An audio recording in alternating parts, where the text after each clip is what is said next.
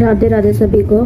सबसे पहले आपको और आपकी फैमिली को छोटी दिवाली की बहुत बहुत शुभकामनाएं। देखिए, एक ऐसा क्वेश्चन है कि ये दिवाली क्यों मनाई जाती है, जो कि हमने बचपन में सुना था कि जो हम दिवाली मनाते हैं वो हम राम जी के आने पर मनाते हैं। मतलब राम जी अयोध्या वापस लौटे थे वो अपने वनवास के बाद।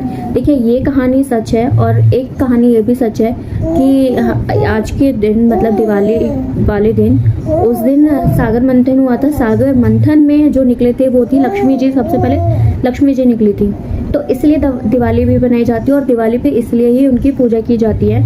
और पहले ये थी कि जो राम जी अयोध्या आए थे, हाँ एग्जैक्टली राम जी अयोध्या आए ज़रूर थे, लेकिन बहुत जगह ये भी कहा गया था कि जब रावण को उन्होंने दशहरे वाले दिन मार दिया था तो फिर वो राम जी उसी टाइम आ गए थे, क्योंकि उर्मिला जी अपने प्राण त्यागने वाली थी और भरत जी भी।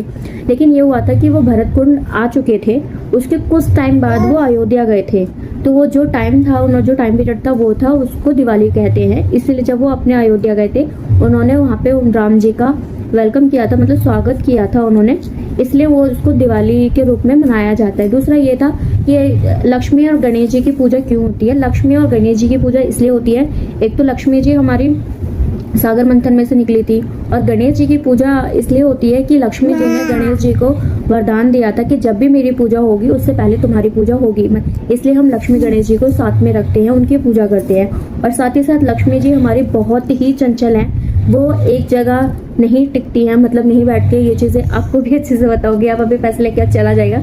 तो इसीलिए लक्ष्मी जी के साथ समृद्धि भी बैठते हैं। गणेश जी की जो रिद्धि और सिद्धि शुभ लाभ उनकी जो फैमिली है वो भी आती है।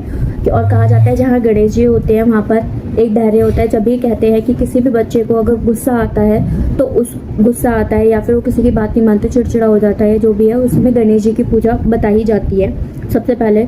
इसीलिए ही बताई जाती है कि गणेश जी का आशीर्वाद मिले।